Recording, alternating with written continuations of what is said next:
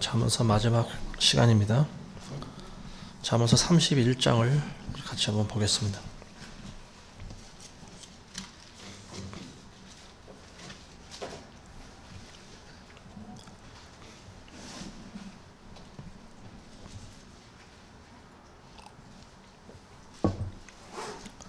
잠언서 31장 1절을 한번 읽어보겠습니다. 르무엘 왕의 말씀들 곧 그의 어머니가 그에게 가르친 예언이라. 르무엘 왕이라고 하는 사람의 정체가 누군지 성경엔 다른 곳에 기록이 나왔지 않습니다. 많은 학자들은 르무엘이 이제 솔로몬 왕의 또 다른 이름일 것이다 이렇게 이야기하고 있습니다. 일단 존귀한 사람은 이름이 하나 이상이 될 가능성이 많이 있죠. 우리도 왕을 조선이라든지 이제 그 전에 왕조들을 보면은 본인의 원래 이름이 있고 또 어릴 때 불렀던 이름이 있고 그리고 또 죽고 난 다음에 불리는 그런 휘호, 그러니까 이름이 적어도 한 서너 개 정도는 될 수가 있다라고 하는 거죠. 르무엘이라고 하는 말은 그 뜻은 뭐냐면 하나님을 위하다 뭐 이런 뜻을 가지고 있어요. 근데 사무엘하 12장 25절에 보면은 다윗과 밧세바 사이에서 처음 난 아이가 죽지 않습니까? 심판으로. 그리고 그 다음에 난 아이가 이제 솔로몬인데 하나님께서는 그 선지자를 보내셔서 그 아이의 이름을 뭐라고 지었냐 하면은 여디디야라고 부르셨다. 이렇게 기록되어 있습니다. 여디디야. 그러니까 여디디야라고 하는 말이 하나님의 사랑을 입은 자라고 하는 그런 뜻이죠. 그러니까 이것으로 봤을 때 르무엘이라고 하는 말도 아마 다른 그 솔로몬 왕의 또 다른 이름이 아닌가 싶습니다. 그의 어머니 밧세바가 이제 솔로몬 왕에게 가르친 예언의 말씀이다. 그러니까 31장을 보시면은요, 다른 물론 그 전에 30장 1장부터 30장까지 내용이 겹치는 것들이 좀 있긴 있어요. 근데 주로 어떤 부분에 대해서 나와 있냐면 여인에 대해서 나와 있습니다. 현숙한 여인에 대한 그 내용이 이제 이 잠언서의 마지막 장을 기록하고 있는데요.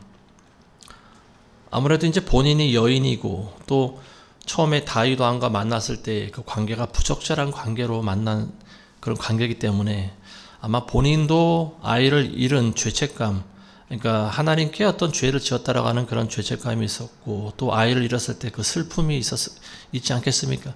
그러다 보니까 어떠한 여인이 현숙한 여인인가에 대해서 아마도 본인도 많이 고민을 하지 않았을까 싶습니다. 그래서 적어도 내 아들인 솔로몬 왕은 다윗 왕을 뒤어서 이제 이스라엘의 임금이 될 아이인데 이 아이에게 해주고 싶은 말이 아마도 어머니로서 굉장히 많이 있었을 거라고 보여지는데 그 한 장이, 그러니까 이 마지막 잠언서 31장이 그 어머니가 솔로몬에게 해준 말을 아마도 이 솔로몬이 따로 모았다가 이렇게 맨 뒤에다 붙이지 않았나 싶습니다. 자, 2절 보겠습니다. 내 아들아 내가 무엇을 말할까? 내 태에서 난 아들아 내가 무엇을 말할까? 내 서원으로 얻은 아들아 내가 무엇을 말할까? 자, 여기서 이제 보면은 밧세바가 솔로몬을 낳을 때 서원에서 낳은 아들이라고 하는 것을 이제 알 수가 있겠죠. 첫 아이가 이제 허무하게 죽었고 두 번째 아이를 낳게 해주시면은 아마도 어떤 서원이 있지 않았을까 싶습니다. 밧세바가 하나님 사이에. 그래서 이제 이게 밧세바가 이제 그 두 번째 낳은 아들이 솔로몬이고 이 아이가 왕이 됐는데 솔로몬 말고도 그 뒤로도 동생을 더 많이 낳았습니다. 세 아이를 더 낳았죠. 나단, 소밥, 그리고 시므아라고 하는 아들들을 낳았습니다. 그러니까 이 서원에서 낳은 아들이라고 하는 것은 하나님께 바쳐진 아들이라고 하는 거죠. 그래서 굉장히 귀한 아들입니다. 그 귀한 아들에게 해주는 말도 가장 중요한 말을 해주겠죠. 그 다음부터가 이제 3절에서 7절까지가 이 아들에게 해주는 말 이제 한번 읽어보겠습니다. 7절까지요. 내 힘을 여자들에게 주지 말며 내 행동을 왕들을 멸망시키는 데 쓰지 말라. 오 르무엘아, 그것은 왕이 해야 할 것이 아니니라. 술을 마시는 것은 왕이 해야 할 것이 아니고 독주를 마시는 것은 통치자들이 해야 할 것이 아니니 이는 그들이 술을 마시고 법을 잊어버려 고난받는 어떤 사람들의 심판을 왜곡할까 함이니라. 독주는 죽게 된 자에게 주고 술은 마음에 근심하는 자들에게 줄지어다. 그가 마시고 자기의 빈곤함을 잊으며 자기의 가련함을 더 이상 기억하지 아니하리라.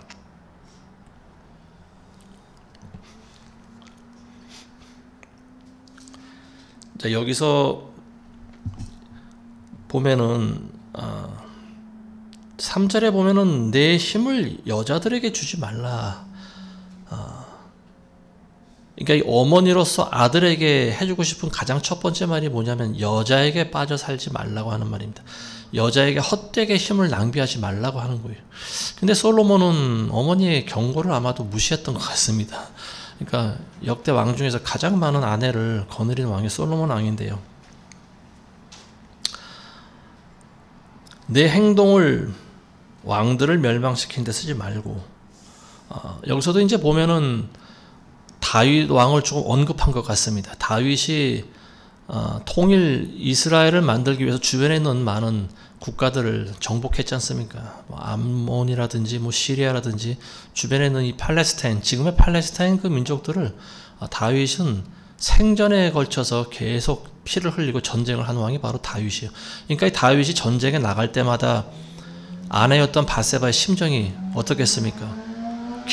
기뻐하진 않았겠죠. 적어도 아무리 다윗이 하나님의 기름 부음 받은 왕이라 할지라도 전쟁에 나가면 어떻게 될지 모르는 거예요. 생사를 확신할 수 없는 그런 상황 가운데 항상 남편을 보내야 되고 바세바는 가슴을 졸이면서 살지 않았을까 싶습니다. 그래서 되도록이면 전쟁을 하지 말라고 하는 말이에요. 왕들을 멸망시키지 말라고 하는 것이 되도록이면 좀 평화롭게 살아라. 전쟁하지 말고. 그리고 4절에 보시면 술을 마시는 것은 왕이 해야 할 것이 아니며 독주를 마시는 것은 통치자들이 해야 할 것이 아니니. 자, 여기서 이제 여자 그리고 전쟁을 하지 말고 그리고 술을 마시지 말라 이렇게 나와 있습니다. 여자와 술을 가까지 않는다는 것은 굉장히 중요한 의미를 가지고 있어요. 왜냐하면 그 뒤에 나와 있는 5절에 보시면은 그들이 술을 마시고 법을 잊어버려 고난받는 어떤 사람들의 심판을 왜곡할까 함이니라. 자, 술과 여자라고 하는 것은 왕뿐만이 아니고요. 모든 남자들에게 있어서 주의해야 될 부분이 바로 술과 여자입니다.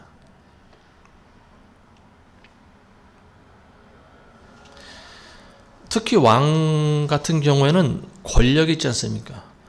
마음대로 자기가 하고 싶은 대로 할 수 있는 권한이 있다라고 하는 거예요. 그러니까 아내도 여러 명 얻을 수 있는 권한이 있고 또 마시고 싶으면 술도 얼마든지 마실 수 있어요. 근데 그걸 자제하지 않으면은 백성들을 공의롭게 재판할 수가 없다라고 하는 말입니다. 다윗의 경우를 보면은 다윗이 바세바와 간음을 했을 때 하나님께서는 선지자 나단을 보내지 않습니까? 그래서 그 죄를 지적했을 때 다윗은 곧바로 자기 죄를 회개하죠. 그래서 자기가 하나님께 죄를 지었다고 용서를 구합니다. 그때 그 다윗이 회개하는 모습을 보고 하나님께서는 또 바로 용서를 해주시죠. 근데 용서를 했다라고 하는 것은 뭐냐면은 벌을 받지 않아도 된다라고 하는 말이 아닙니다. 그 사무엘 하 12장을 우리가 읽어보시면 알겠지만은 나단이 그렇게 이야기합니다. 나단 선지자가 다윗한테 하나님께서 당신의 죄를 용서하셨으므로 당신은 죽지 아니하리이다 이런 말을 합니다. 그러니까 만일 다윗이 회개하지 않았으면 하나님께서는 다윗을 바로 죽이셨을 가능성도 있어요. 근데 용서해서 당신을 죽이진 않겠지만 그 벌은 받을 것입니다. 그게 뭐냐면 자기가 자기 입으로 한 벌을 그대로 받은 거예요. 그게 뭐냐면은 나단 선지자가 먼저 비유로 말을 했지 않습니까? 바세바와의 그 부적절한 관계를 이제 부자와 가난한 그 양 한 마리 가진 그 가난한 사람과 비유를 통해서 그 이야기를 해줬을 때 다윗이 그 얘기를 듣고 불같이 화를 내지 않습니까? 그러면서 그 부자는 새끼 양을 4배로 갚아야 되리라. 그래서 그 말대로 된 거예요. 다윗의 자식이 4명이나 죽습니다. 그래서 바세바의 사이에서 난 어린아이가 제일 먼저 죽고 그리고 또 암논이라고 하는 큰아들이죠. 제일 큰 맏아들이 죽죠. 그 자기 여동생을 또 성폭행을 했지 않습니까? 그래서 죽고, 그 다음에 이제 반역해서 죽은 압살롬이 있고, 그리고 솔로몬이 그 왕위에 올라갔을 때 초기에 처단한 사람이 이제 아도니아라고 하는 왕자죠. 그래서 총 다윗의 아들이 4명이 죽임을 당합니다. 그게 하나님의 심판인 거죠, 어찌 보면. 근데 그것뿐만이 아니에요. 하나님께서는 또 다윗이 어떤 벌을 받게 하시는가 하면은 그 아내들이 백주의 다른 남자와 동침하게 되리라. 참 끔찍한 벌이죠. 그래서 압살롬 때 이제 그 벌이 그대로 실현되지 않습니까? 다윗의 첩들과 이제 그 압살롬이 이제 또 동침을 하게 되는데요. 그걸 백성들이 전부 다 보게 만들죠. 그래서 지붕 위에다가 장막을 치고 그 안에서 여인들과 같이 동침하는 모습을 지나다니는 사람이 보게 만들었어요. 그렇게 한 이유가 뭐냐면은 백성들의 마음이 이제 그 다윗으로부터 떠났다라고 하는 것을 백성들이 알게 하려고 하는 것이었죠. 옆에서 이런 사실들을 이제 밧세바가 전부 다 지켜보고 있었을 겁니다. 그러다 보니까 내 아들은 자기 아버지를 절대로 그대로 모방하는 왕이 되면 안 되겠다. 아마 이런 마음이 있지 않았을까 싶습니다. 틈틈이 솔로몬을 만나면 이제 그런 이야기들을 해줬을 거예요. 여자들을 멀리하고 제발 술 취하지 말고 그리고 전쟁에 나가지 말아라. 실제로 그 역사서를 읽어보면 솔로몬 왕이 어느 전쟁터에 나갔다라고 하는 기록을 제가 찾아볼 수가 없습니다. 그 시대에는 이제 주변에 있는 많은 나라들이 그 아버지 때 이미 다 평정이 이루어진 상태고 이 사람들이 솔로몬 왕에게 와서 엎드려서 조공을 바치는 그런 시대지 솔로몬이 직접 나가서 어느 민족들을 정벌하거나 하지는 않습니다. 자, 그래서 술과 여자 이거를 이제 멀리 해야지 제대로 된 재판을 해야 되는데 실제로 솔로몬은 하나님이 주신 지혜로 훌륭한 재판을 했던 사람이죠. 그래서 우리가 동화책에도 나오듯이 어린아이를 두고 두 여인이 서로 싸웠을 때 어린아이를 칼로 반으로 갈라서 하나씩 나눠 가지라 이렇게 말도 안 되는 재판을 내리는데 사실은 이게 가장 현명한 재판이라고 하는 거죠. 자, 그러면 독주는 누구에게 주는 거냐? 죽게 된 자에게나 줘라 이렇게 얘기하고 있어요. 독주. 독주와 술, 물론 독주도 술이지만 특히 독한 술을 죽게 된 자에게 주라고 하는 것이 뭐냐면은 사형수에게 주라고 하는 말입니다. 형장으로 끌려가는 사람들에게 독주를 주는 이유는 뭐냐면 그 형벌의 고통을 조금이라도 잊게 하려고 하는 게 있죠. 그래서 이제 물론 뭐 참수형 같은 경우에는 뭐 고통을 별로 당할 일이 없지만 그래도 근데 이제 이게 로마 시대에 보면은 십자가형이라고 하는 게 또 생겨나죠. 그래서 예수님이 십자가 달리실 때도 밑에 있던 로마 병사들이 포도주를 줘서 입에다 대서 마시게 했다 이렇게 나와 있습니다. 근데 이제 그게 어찌 보면 독주라고도 볼 수가 있죠. 성경에는 이제 식초라고 나와 있는데 술과 식초는 엄연히 다른데 왜 어디선 포도주라고 그러고 어디선 식초라고 그러냐. 근데 술을 담가보신 분들은 알아요. 포도주를 담그다 보면은 술이 되는 기간이 있습니다. 그리고 그 술이 오래 지나면 식초가 되는 거예요. 그러니까 결국은 술과 식초는 어찌 보면 같은 의미라고도 볼 수가 있는 거죠. 그걸 마실 때 고통을 좀 잊게 하려고 하는 거죠. 그래서 그런 자들에게나 주라는 거예요. 그러니까 독한 술을 마시지 말라는 거예요. 그리고 술은 마음에 근심하는 자들에게 줄지어다. 그러니까 유대인들의 옛날 관습 가운데 그런 게 있었다는 거예요. 슬퍼한 사람들에게 이제 포도주 한 잔씩 권하는 그런 관습이 있었다고 합니다. 술 한 잔 먹고 이제 근심과 두려움을 떨쳐버려라, 슬픔을 잊어버려라, 이제 뭐 이런 의미겠죠.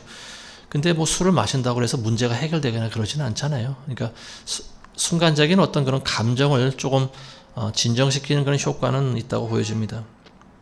자, 여기서 이제 밧세바가 솔로몬 왕에게 주는 말씀, 이건 이제 모든 남자들이 굉장히 주의해야 될 말이라고 보여집니다. 술과 여자와 그리고 재판하는 거, 권력이죠. 아무나 재판을 하는 것이 아니에요. 권세자들이 하는 것이 재판입니다.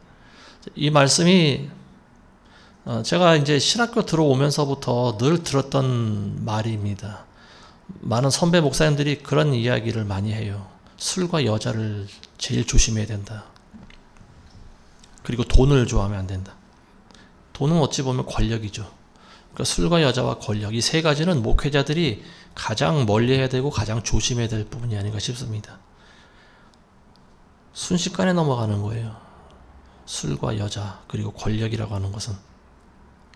이게 마귀가 이 목회자들을 유혹시키는 아주 효과적인 무기가 바로 이 세 가지. 돈, 여자, 권력. 이 세 가지인 것 같습니다. 자, 8절에서 9절 보겠습니다. 너는 벙어리들과 파멸되기로 정해진 모든 자들을 위하여 소송에서 내 입을 열라. 내 입을 열어 바르게 재판하고 가난한 자와 궁핍한 자를 위하여 변호하라. 여기서 벙어리들이라고 하는 것은 실제로 말을 못하는 그런 벙어리를 이야기하는 것이 아니고요. 입이 있어도 말을 하지 못하는 사람들을 벙어리라고 하는 거죠. 재판석에서 벙어리와 같은 신세, 그런 사람들을 위해 변호하라고 하는 말입니다. 이런 사람들이 어떤 사람들이냐면은 무지한 자 그리고 가난한 자, 이런 사람들을 말하는 거예요. 그러니까 실제로 재판석에 나와 있는 사람들 가운데 이기는 사람들은 좀 배우고 돈이 있거나 이런 사람들이 재판에서 이길 확률이 많아요. 근데 상대적으로 가난하거나 배운 게 없는 사람들은 말을 못합니다. 왜냐하면 자기가 당한 억울한 처지를 어떻게 조리 있게 말해야 되는지 말하는 법을 잘 모르는 거예요. 그런 사람들이 과연 이 시대에도 있을까 생각할 수도 있지만 실제로 그 시골이라든지 예전에 학교를 제대로 다니지 못한 사람들이 자신에 대해서 말을 잘 못해요. 이제 우리나라 말이니까 아주 기본적인 말은 잘 하죠. 알아듣기는 하고 하는데 자신을 잘 표현을 못합니다. 자신의 감정 상태를 잘 말하지 못하는 사람들이 있어요. 그러니까 저희 부모님 고향이 충청도인데 이분들은 자기 감정 표현을 잘 못합니다. 잘 말수가 워낙 없어서 그런 것도 있지만 그 이제 안부를 물어보면은 와서 이제 어른이 어떻게 지냈냐고 안부를 물어보면은 그냥 그래요 그냥 그러고 말아요. 그리고 야 그리요 그냥 이 세 단어면은 모든 그 자기의 감정 표현이 다 되는 것 같습니다. 그러니까 이분들이 보면은 요즘도 그러는지 모르겠어요. 근데 제가 어릴 때 가보면은 그냥 말하는 걸 들어본 적이 없어요. 그냥 뭐 대답만 해요. 그래야, 야, 뭐 이런 말로 다 끝납니다. 그래서 이게 지금 요즘 드는 생각이 그거예요. 아, 이분들이 자신을 표현할 줄을 모르는구나. 근데 이제 만일 이런 분들이 재판에라도 나가면 어떻게 될까? 저는 그게 굉장히 걱정이 되는 거예요. 자신에 대해서 조리 있게 아마 말을 못한 사람들이 평생 땅만 파면서 농사일 짓던 사람들이 재판서에 가서 그 판사가 뭐 이렇게 했습니까 저렇게 했습니까 물어보면 그거 어떻게 제대로 대답하겠어요. 이런 사람들은 입이 있어도 말 못하는 거죠. 억울한 거예요. 그래서 이런 사람들을 위해서 네가 말을 해줘야 된다. 즉 변호해줘야 된다라고 하는 거죠. 그래서 변호사라고 하는 것이 참 굉장히 중요합니다. 왜냐하면 법에 대한 지식이 있고 억울한 자들의 그 심정을 알아서 대변해 줄 수 있는 사람이 이제 변호사 아니겠습니까? 그러니까 벙어리들은 파멸되기로 정해진 자들과도 같은 거죠. 그러니까 파멸되기로 정해졌다라고 하는 말은 이 재판은 해보나 마나 뻔한 싸움이라고 하는 거예요. 그러니까 재판에서 치면은 감옥에 갇히든지 아니면 죽임을 당하든지 파멸된다라고 하는 거예요. 모든 재산을 다 빼앗기든지.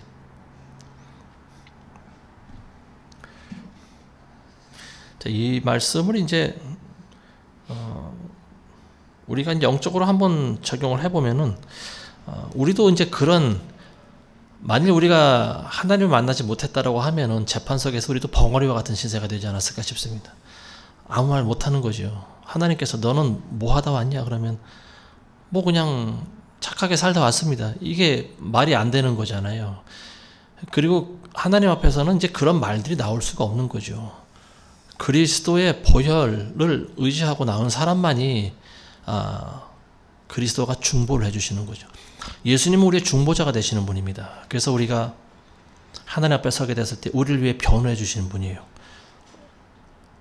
천군 천사와 하나님 앞에서 자신을 변호할 수 있는 사람이 아무도 없습니다. 우리도 아마 아무 말 못할 거예요.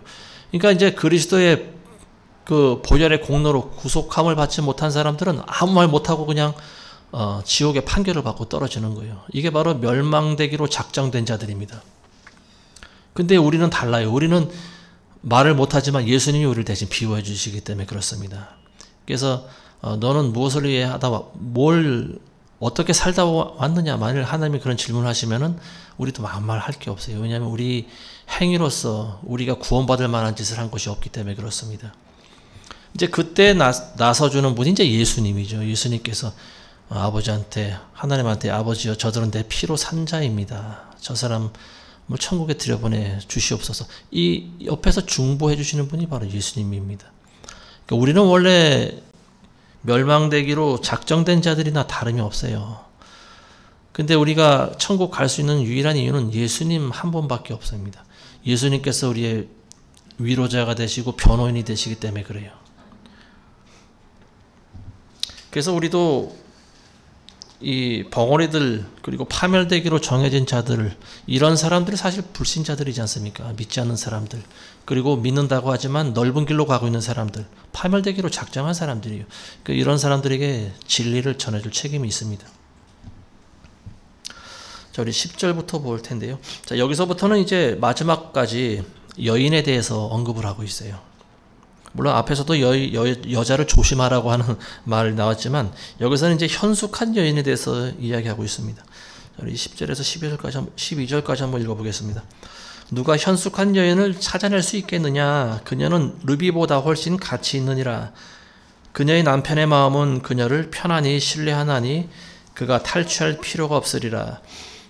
그녀가 평생 동안 그에게 선한 일만 행하고 악을 행치 아니하리라. 자, 현숙한 여인을 찾아야 된다라고 하는 말입니다. 솔로몬의 아내 중에 현숙한 여인이 있을까? 아마 없지 않았을까 싶어요.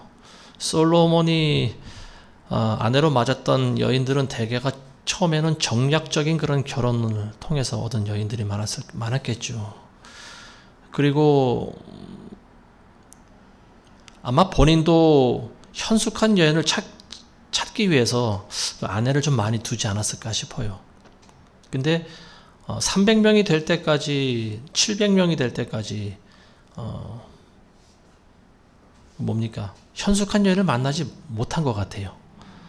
그러다 보니까 또 첩도 두게 되고, 아내와 첩이 전부 합쳐서 1000명가량 된다고 그러지 않습니까? 1000명이나 되는 여인을 거느릴 동안 현숙한 여인을 만나지 못했다.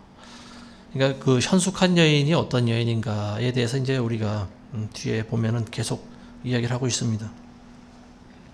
근데 사실은 이제 그 왕비의 어떤 그 용모라든지 자격이라든지 그걸 보면은 지금 우리가 언급하는 뒤에 이제 나오는 내용들을 꼭 해야 할 필요는 없습니다. 이제 뒤에 보면은 여인이 남편을 도와서 가정을 가꾸고 또 생업도 전담하는 그런 내용이 나오는데 왕비가 뭐 굳이 그런 일을 할 필요는 없지 않나 싶습니다. 근데 여기서는 일반적인 이제 그 서민들의 아내의 모습이라고 이제 보시면 될 것 같아요. 근데 그러한 여인을 찾기가 쉽지가 않다라고 하는 거죠. 현숙한 여인은 루비보다도 훨씬 가치가 있다. 그래서 이제 그녀는 첫 번째로 어떤 여인인가 하면은 남편의 마음이 그녀를 편안히 신뢰한다. 남자가 아내를 믿는다라고 하는 거죠. 근데 이 경우는 어떨 때 남편이 아내를 믿을 수 있을까요? 아내가 다른 남자를 쳐다보지 않는 거예요. 다른 남자에게 눈길을 주지 않는 겁니다. 그러면은 남편은 이 아내를 믿을 수가 있어요. 신뢰할 수 있다라고 하는 거예요. 근데 우리가 한번 생각을 해볼 필요가 있는 게 여자가 자기 남편이 있는데도 불구하고 자꾸 다른 남자에게 눈길을 준다라고 하면은 옆에서 남자가 뭐 목석이 아닌 이상 그걸 모를 리가 있겠습니까? 그러면 여인을 의심하게 되는 거예요.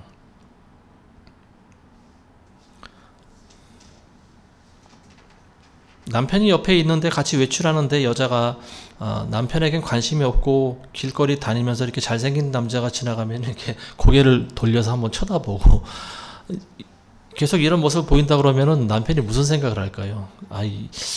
이 마누라가 아무래도 좀 끼가 있는 여인인가 보다 이런 생각 안 하겠습니까? 보통 사람들 같은 경우는 그런 생각 다분히 하죠.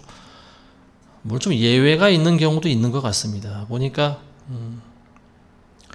배우들 있지 않습니까? 연예인들은 그런 것들이 좀 보통 사람들에 비해서 없는 것 같아요. 아니면 이제 그런 게 있어도 뭐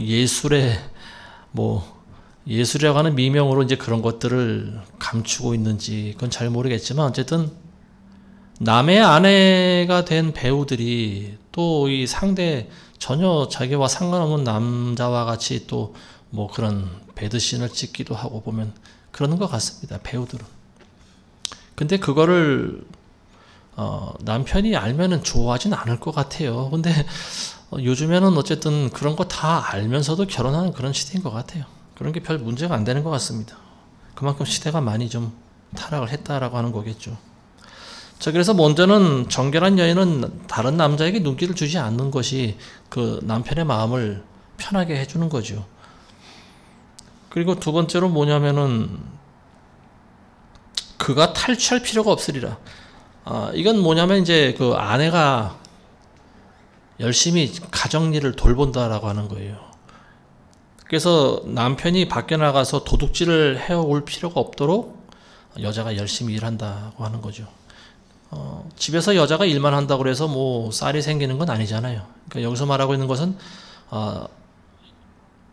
집에서 할 수 있는 일을 해서 그걸로 가정살이에 보탬이 되게 한다라고 하는 거예요.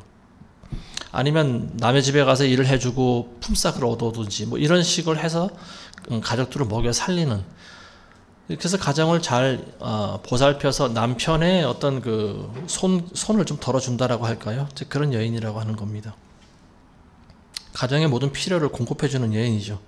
그러니까 남자가 밖에 나가서 남의 거를 훔쳐오거나 뺏어오지 않아도 되게끔 그 가정을 안정시키는 그런 여인을 이야기하고 있습니다. 자, 13절에서 15절 보겠습니다. 그녀는 자진하여 양모와 아마를 찾아 손수 일하며 상인의 배와 같아서 먼 데서 양식을 가져오고 밤이 새기도 전에 일어나 가족들에게 음식을 주며 여종들에게 몫을 주느니라. 굉장히 부지런한 여인이죠. 그죠? 그리고 이 모습을 보면은 우리 옛날 할머니들이나 어머니들의 모습을 나타내는 것이다, 이렇게 저는 보여지는데요. 양모와 아마를 찾아 손수 일하며, 일을 찾아다닌다라고 하는 거죠.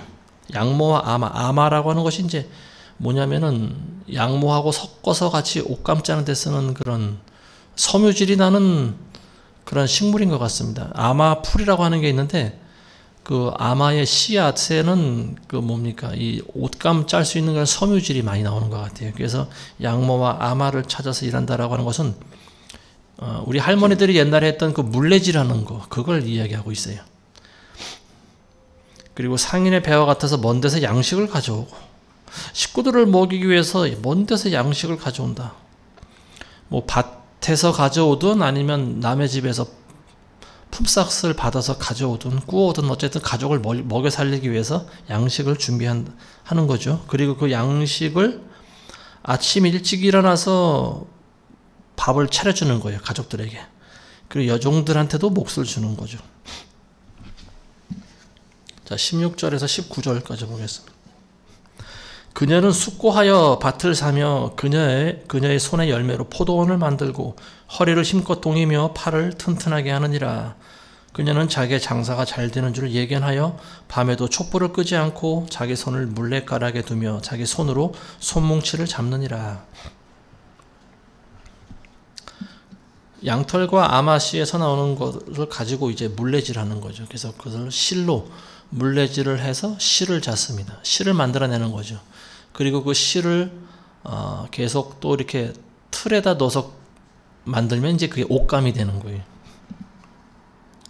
밭을 살 때도 신중하게 사고, 그리고 그걸 이제 가꿔서 포도원을 만들고, 허리를 힘껏 동이며 팔을 튼튼하게 하느니라. 허리를 힘껏 동인다. 허리띠를 졸라맨다라고 하는 거죠. 그러니까 옷이 펄럭이면은 이제 일을 제대로 할 수 없는 걸 이야기합니다. 그래서 허리띠를 동이고 일을 열심히 한다라고 하는 거죠. 자, 그리고 장사가 잘 되는 줄 얘기 안 하고, 여기서 보면 이 여인은 옷감을 파는 장사하는 여인이다라고 하는 거죠. 그래서 밤에도 촛불을 끄지 않고 계속 물레질하는 거예요. 지금 시대에 이렇게 하는 여인이 있으면은 남자들은 아무것도 하지 않고 그냥 먹고 살 수 있을 것 같습니다. 굉장히 이상적인 여인인 것 같죠. 20절 보겠습니다. 그녀는 가난한 자들에게 손을 펴나니 정녕 빈궁한 자들에게 손을 내미느니라. 자, 이 여인은 이제 자기 식구들뿐만이 아니고요, 가난한 자들에게도 도움을 준다라고 하는 거죠. 21절입니다. 눈이 와도 그녀가 식구들을 위하여 염려하지 아니할 것은 그녀의 모든 식구들이 주홍색 옷을 입었습니다. 주홍색 옷은 겨울옷을 뜻하는 말이에요. 그러니까 두 겹으로 된 옷을 그러니까 겨울에 입는 옷의 색깔이 아마도 주홍 옷일 거라고 보여집니다. 겨울에 흰 옷을 입으면 좀 추워 보이지 않습니까? 그러니까 주홍색 옷이라고 하는 것은 이제 안감을 댄 그런 옷을 말하는 거죠. 추운 겨울날 얇은 옷을 입고 다니는 것처럼 참 비참한 것도 없어요. 벌벌 떨어야 됩니다. 자, 22절에서 23절 보겠습니다. 그녀는 스스로 수놓은 직물로 덮개를 만들고 자주색 비단 옷을 입고, 그녀의 남편은 그 땅의 장로들 사이에 앉을 때 성문 안에서 알려진 사람이 되고.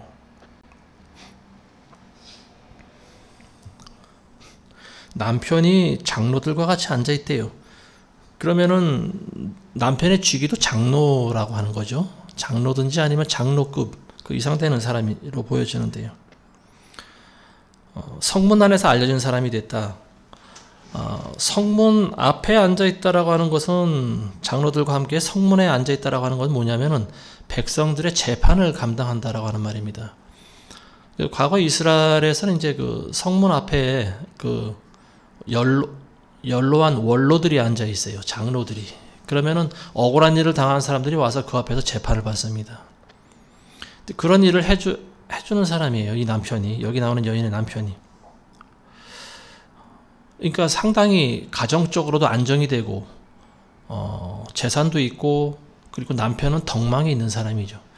그러니까 남편까지 출세시킬 수 있는 여인, 이런 여인, 현숙한 여인이고, 그런 여인을 찾아야 된다라고 하는 말입니다. 자주색 비단 옷을 입은 사람은 부귀한 여인이라고 하는 거죠. 아무나 자주색 옷을 입지 못합니다.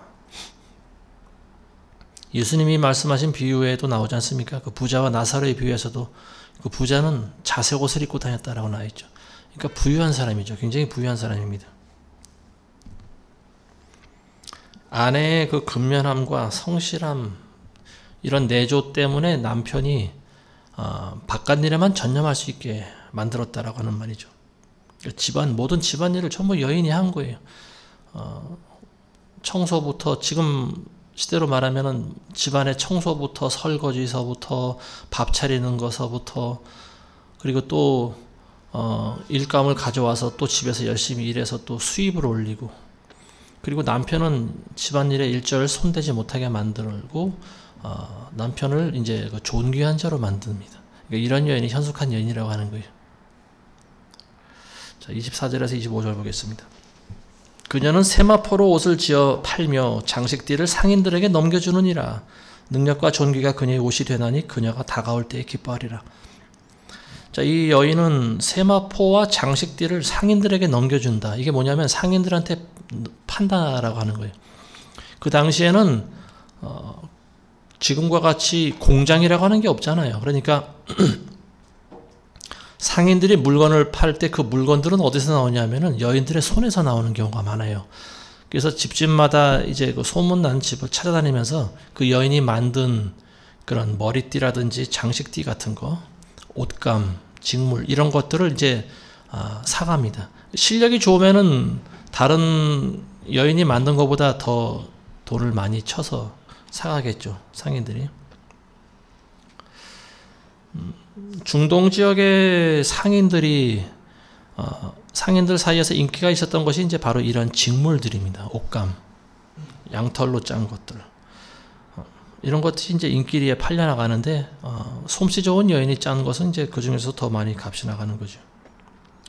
실제로 과거에 페니키아 상인들이 낙타를 타고 다니면서 이제 이런, 소위 우리말로 하면 이제 장돌뱅이처럼 물건을 가지고 다니면서 팔고 사고를 이제 했는데, 자기들이 이제 살 때는 조금 싼 값에 사서 다른 곳에 거기다 좀 이문을 붙여서 팔고 하는 거죠. 사도행전의 16장에 보면은, 루디아라고 하는 여인이 나오지 않습니까? 이 루디아가 살았던 지역이 두아디라 성읍에 살았는데요. 두아디라가 이제 그 페니키아 지역입니다. 베니게라고도 나와 있는 그 지중해 지역에 사는 그 인근 마을에서 나오는 그 직물이 인기가 좋았던 것 같습니다. 그 루디아도 두아디라 성읍에 나오는 그 자주 옷감 장수였다 이렇게 나와 있지 않습니까? 그러니까 여인이 옷감을 팔아서 옷감을 만들어서 팔았던 일이 뭐 그렇게 비일비재했던 것 같습니다. 그 당시에는. 자, 25절의 말씀 보면 능력과 존귀가 그녀의 옷이 되나니 그녀가 다가올 때 기뻐하리라. 자, 이 말씀은 좀 영적이고 좀 예언적인 말씀인 것 같아요. 능력과 존귀가 그녀의 옷이 된다. 그녀가 입은 옷이 능력과 존귀로 옷을 입어야 된다라고 하는 거죠. 그러니까 여기서는 어떤 물리적인 그런 옷이 아니고 영예를 말하는 거죠. 명예. 그리고 영적인 옷을 말하고 있는 거죠. 능력과 존귀로 옷을 입어야 된다. 그리고 그녀가 다가올 때 기뻐하리라. 그녀가 다가올 때 기뻐한다라고 하는 말이 다른 의미로는 저는 해석이 되질 않아요. 우리가 주님 앞에 서게 될 때 주님이 우리를 기뻐하신다라고 하는 말로밖에 저는 해석이 되질 않습니다. 능력과 존귀로 우리가 옷을 입어야 되는데, 이제 우리가 계시록에도 많이 등장하는 세마포 옷과 같은 것이 능력과 존귀로 짠 옷이 되어야 된다라고 하는 말입니다. 계시록 4장 11절에 보시면은 그런 내용이 나오죠. 오 주여, 주께서는 영광과 존귀와 권세를 받으시기에 합당하시나이다. 존귀와 권세. 이게 능력과 존귀예요. 권세라고 하는 말을 능력이라고 또 해석한 곳이 있습니다. 계시록 5장에도 보면은 죽임을 당한 어린 양이 능력과 부귀와 지혜와 힘과 존귀와 영광과 찬송을 받으시기에 합당하나이다. 예수님이 가지고 계신 그 능력, 그리고 영광, 위엄, 존귀, 이런 것들이 이제 우리에게도 동일하게 적용이 돼서 우리도 예수님과 같이 그런 것들이 있어야 된다. 이런 것으로 옷을 입고 있어야 된다. 능력과 존귀함이 우리에게 있어야 된다라고 한 말입니다. 그래야 예수님께서 마지막 때 우리를 맞으시면서 우리를 기뻐하신다라고 하는 거죠. 자, 26절에서 27절 보겠습니다. 그녀는 지혜롭게 입을 열며 그녀의 혀에는 친절의 법이 있느니라. 그녀는 자기 식구들의 일들을 잘 살피며 게으른 빵을 먹지 않느니라. 지혜롭게 입을 열며, 말할 때는 지혜롭게 한다라고 하는 거죠. 그리고 혀에는 친절의 법이 있느니라. 친절하게 말한다는 거죠. 친절하게 말하는 거하고 쌀쌀맞게 말하는 거하고는 굉장히 천지 차이가 있죠. 아무리 긍정의 말을 하고 좋은 의도가 내포되어 있다 하더라도 그 말이 친절하게 나가지 않으면 받는 사람들이 상처를 받게 되어 있습니다. 쌀쌀맞게 툭툭 내뱉는 식의 말을 하는 것은요, 상대의 마음에 상처를 입히는 거예요. 그래서 항상 친절하게 말하는 것이 지혜롭습니다. 그리고 자기 식구들의 일들을 잘 살피고 게으른 빵을 먹지 않는다. 아까도 우리가 한번 살펴본 말이죠. 자, 28절과 29절 보겠습니다. 자식들은 일어나 그녀를 축복하며 남편도 그녀를 칭찬하기를 많은 딸들이 현숙하게 행하였으나 당신은 그들 모두보다 뛰어나도다 하느니라.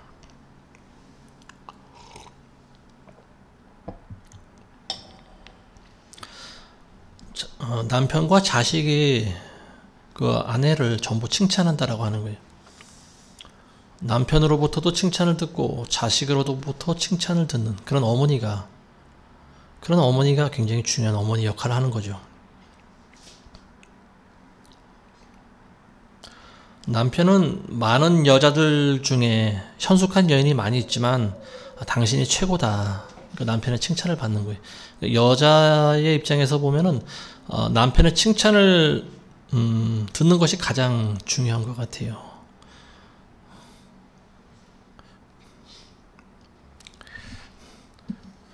근데 이 한국 사람들은 좀 보면은 무뚝뚝하잖아요. 근데 이런 칭찬을 잘 안 하죠.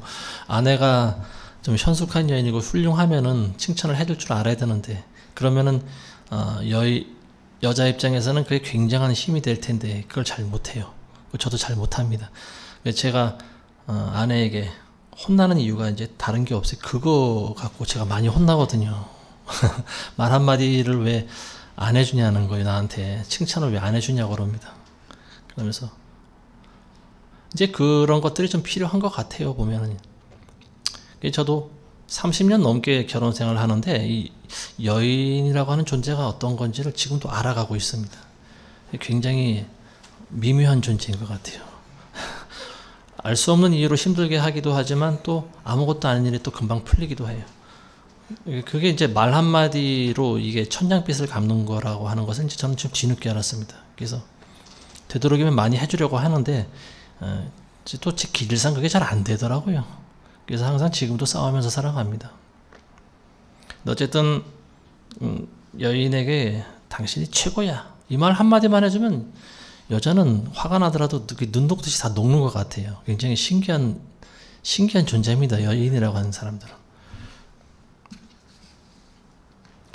자, 여기서 이제 현숙한 여인에 대해서 계속 이야기를 하고 있는데요. 현숙한 여인은 자식뿐만이 아니고 남편에게 칭찬을 듣는다. 남편에게 칭찬 듣는 것은 사실 흔치가 않은 거예요. 왜냐하면 남편은 여인이 잘해도 잘하는 줄 잘 모를 때가 많이 있습니다. 그러니까 남편이 칭찬해 준다라고 하는 것은 굉장히 이 여인은 진짜 지혜롭고 현숙한 여인이라고 하는 말입니다. 근데 이제 우리가 알아야 될 게 이런 여인이 되어야 함에도 불구하고 사실은 여기서 말하고 있는 것은 이스라엘의 영적인 상태를 말하고 있는 것과도 같다라고 저는 생각이 들어요.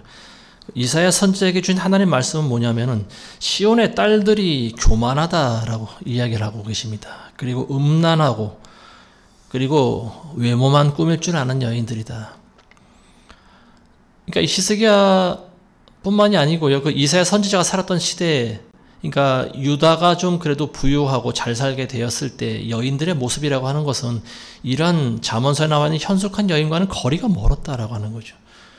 그리고 이 여인들은 보면은 종종 걸음을 걸어 다니고 발에는 짤랑짤랑 소리를 내고 이제 발에다가 발찌를 차고 있는 거죠. 보석으로 만든 발찌를 차고, 그리고 또 귀걸이와 목걸이와 팔찌와 온 몸을 이제 비단으로 감싸고 다니면서, 근데 그 여인의 모습이 어때요? 그 여인의 눈은 음탕하다고 나와 있습니다. 음탕한 눈을 가지고 있다. 그래서 이제 하나님께서는 그 여인들을 심판하실 텐데 그때는 이제 너희의 머리가 밀릴 것이다. 대머리가 되고, 여인이 대머리가 된다라고 하는 건 수치를 말하는 거죠. 머리가 밀린다라고 하는 말이고요. 그리고 베옷을 입게 되고 베옷이 너희의 비단옷을 대신하게 될 것이고, 그리고 너희 남편들이 모두 죽임을 당하리라. 굉장히 무서운 말이죠. 그러니까 이 여인이 어떠해야 되는지를 보여주고 있는데, 이건 이제 이스라엘이라고 하는 민족을 대변해서 하시는 말씀이다라고도 볼 수가 있어요. 자, 30절 보겠습니다. 호의도 거짓되고 아름다움도 헛되나 주를 두려워하는 여인은 칭찬을 받으리라. 여기서는 이제 호의도 거짓되고 아름다움도 헛되다라고 하는 것이 뭐냐면은, 호의나 아름다움이 필요 없다라고 하는 말은 아니에요. 근데 그런 것들보다 더 중요한 것이 뭐냐면 하나님을 두려워하는 여인이 되어야 된다고 한 말이에요. 그러니까 첫 번째가 뭐냐? 하나님을 경외하는 여인입니다. 하나님을 경외하는 여인들은 남에게 호의도 베풀고 그리고 또 아름다움도 가꿀 수가 있는 거죠. 하나님을 두려워하지 않는 여인이 베푸는 호의는 거짓된 거죠. 그리고 그 아름다움도 헛된 거예요. 자, 마지막입니다. 31절 보겠습니다. 그녀의 손의 열매에서 나는 것을 그녀에게 주고 그녀 자신의 일들이 성문 안에서 그녀를 칭찬하게 하라.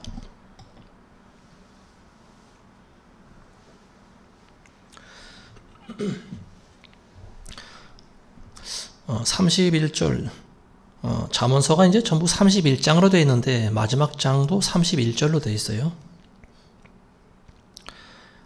이 마지막 절이 이 31장의 결론이자 전체 잠언의 결론이다라고도 볼 수가 있어요. 여기서 말하는 건 뭐냐면 상급과 칭찬에 대해서 이야기를 하고 있는 거죠. 그녀의 손의 열매에서 나는 것을 그녀에게 주라고 그랬어요. 이게 뭐냐면 그녀가 해왔던 삶의 행동을 그대로 그녀에게 상급으로 주라고 하는 말이에요. 상을 주라고 하는 말이죠. 보상을 하고 하는 말이죠. 그래서 그녀가 한 일이 소문이 나게 하라, 알려지게 하라고 하는 말입니다. 현숙한 여인이 행했던 그 행동에 대한 상을 주고 그녀의 소문이 나서 많은 사람들에게 귀감이 되게 하라, 이런 말입니다. 이 세상에서 우리가 살아갈 때 우리의 모든 행위에 따라서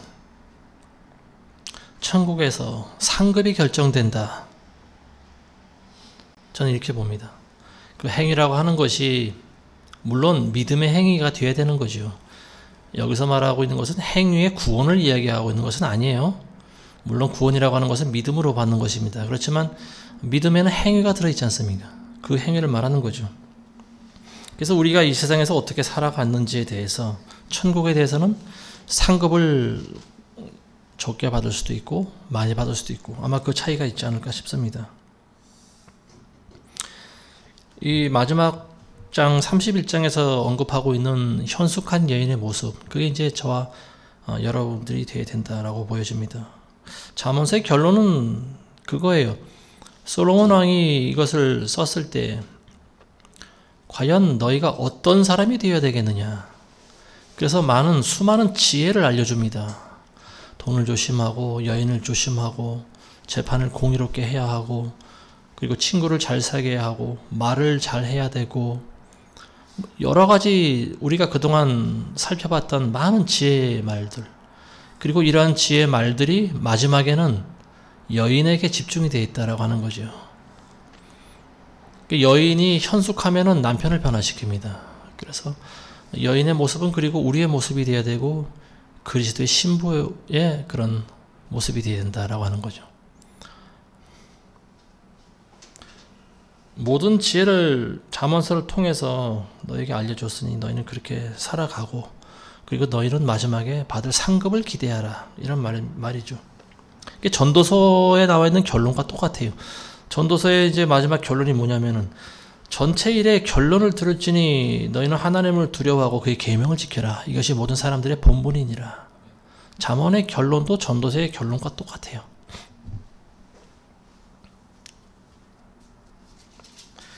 그래서 이제 우리는 결론적으로 보면은 그리스도의 신부로서 먼저는 우리의 가정을 잘 보살피고 그리고 또 세상 일도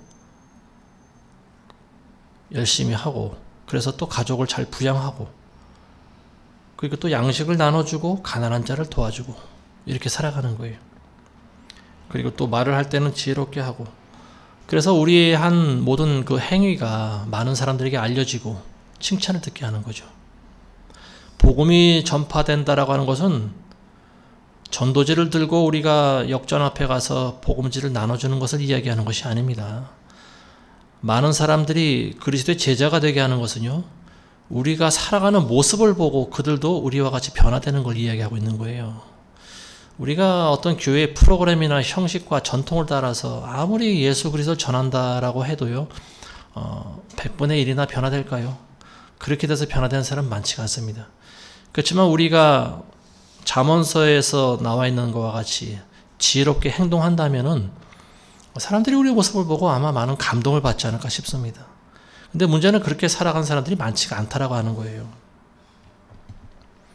그리스도인들은 이 현숙한 여인과 같이 이렇게 살아갈 줄 알아야 됩니다.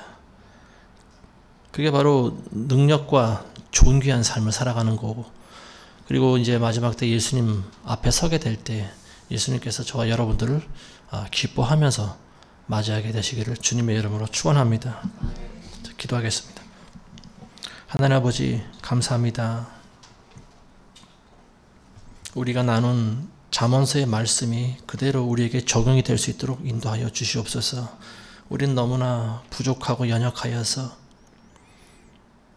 감히 하나님의 말씀을 발끝에도 따라가지 못하지만, 그러나 우리 안에 성령이 계셔서 그리스도를 사랑하게 하시고 그분을 본받게 하시며 그분의 뒤를 따라갈 수가 있나이다. 우리가 넘어지고 엎어지고 두려워하고 부족할 때지만 하나님 우리에게 위로와 격려를 주시고 다시 한번 새 힘을 얻어서 그리스도의 현숙한 신부로 날마다 준비될 수 있도록 하나님 우리를 인도하여 주시옵소서. 예수님의 이름으로 기도합니다. 아멘.